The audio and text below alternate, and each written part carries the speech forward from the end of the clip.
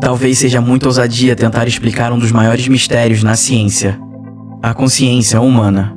A primeira pergunta que esbarramos é: o que é consciência? Podemos dizer que a consciência é o nosso universo interior, em expansão constante e, muito provavelmente, sem limites. Por muitos séculos não encontramos respostas que preenchiam todos os buracos, mas com o avanço da ciência, muitas pesquisas sobre a consciência estão avançando. Áreas como a biologia, neurociência e psicologia se misturam para encontrar as respostas.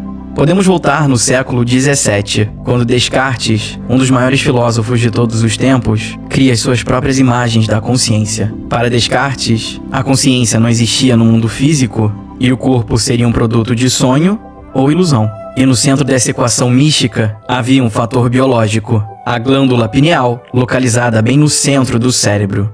Seria por ela onde a gente se conectaria com a nossa consciência. Teoria um tanto quanto alternativa, mas foi assim que as primeiras questões surgiram. A gente se considera bem diferente de outras espécies, principalmente por sermos seres pensadores, criadores de tecnologia e autoconscientes. Mas para conectar tudo isso em uma rede que faça sentido, precisamos pensar: como será que é ser você? Na perspectiva biológica, você é um corpo. A sua existência física são células, muitas células. E quando eu digo muitas, é quase 10 vezes mais que o número de estrelas na Via Láctea. Mas nossas células não têm consciência. São apenas células.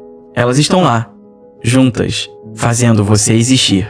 Alguns consideram que a consciência é a simples experiência de sentir, enquanto outros acreditam que é a possibilidade de ter um senso de si mesmo. Um dos psicólogos mais importantes da história, William James, pensou na consciência como um movimento contínuo de fluxo ininterrupto. A grande questão é que a sua experiência consciente está sempre mudando. Nesse momento, você deve estar escutando as palavras que saem da minha boca e entram no seu ouvido. Mas com uma pequena mudança, em um estalar de dedos, você começa a pensar nas suas tarefas, se jogou o lixo fora, e aí, de repente, vem uma vontade de beber água. Tudo isso em um intervalo muito pequeno de tempo. E talvez você nem tenha percebido esse fluxo consciente. Atualmente, a teoria do neurocientista Michel Graziano tem chamado a atenção. Ela diz que a consciência é a imagem perfeita da atividade do nosso próprio cérebro. Basicamente, o nosso cérebro processa as informações que vêm dos nossos sentidos com base nas entradas sensoriais. Conforme as informações vão chegando, ele as transforma em modelos que serão atualizados constantemente, com descrições de objetos e de eventos que acontecem ao nosso redor.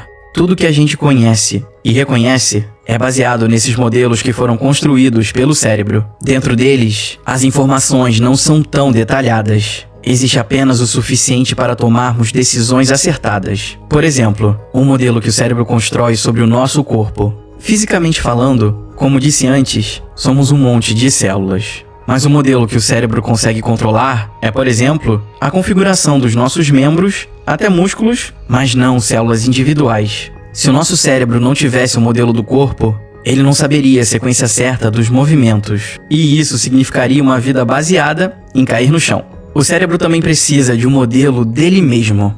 Nós conseguimos prestar atenção em diferentes objetos e cenários. Além disso, controlamos o foco. Sem essa habilidade de direcionar o foco, seria impossível de nos protegermos de perigos e até mesmo de funcionarmos normalmente. E para controlar esse foco, o nosso cérebro precisa de um modelo da sua própria atenção.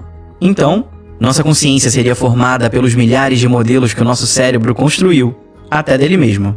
Mas se formos detalhar ainda mais a experiência consciente, existem mecanismos no cérebro que podem participar da sua construção, em particular, o correlato neural da consciência. Isto é, os mínimos mecanismos neuronais que, em conjunto, produzem uma experiência consciente. Se a gente der 2 passos para trás, podemos enxergar o cérebro como o próprio correlato neural da consciência, já que ele consegue produzir experiências. Mas ainda podemos ir além para encontrar onde a consciência está. Um dos circuitos mais antigos do nosso cérebro, em termos evolutivos, é o cerebelo, também conhecido como o pequeno cérebro. Ele está envolvido no controle motor, da nossa postura e na execução das sequências complexas de movimento.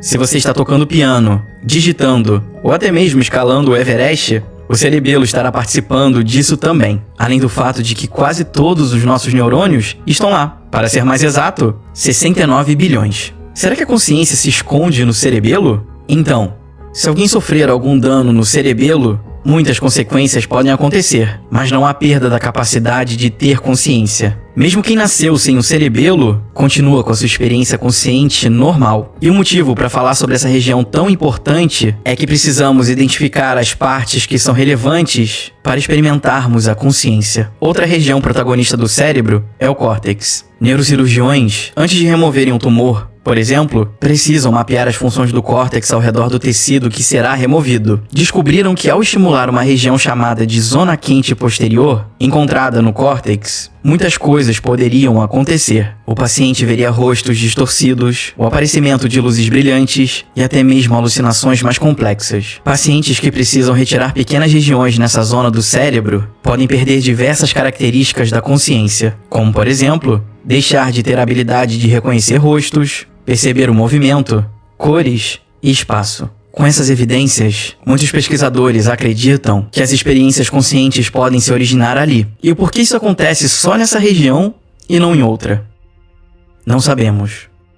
Perceberam que, para falar de consciência, começamos a discutir sobre a alma até afunilarmos para regiões mais específicas do cérebro? Quando juntamos todas as teorias, incluindo as da física quântica, que é tema para outro episódio, parece que nunca chegaremos a um consenso sobre a consciência. Será que ela é realmente física? De qual lugar é a sua origem?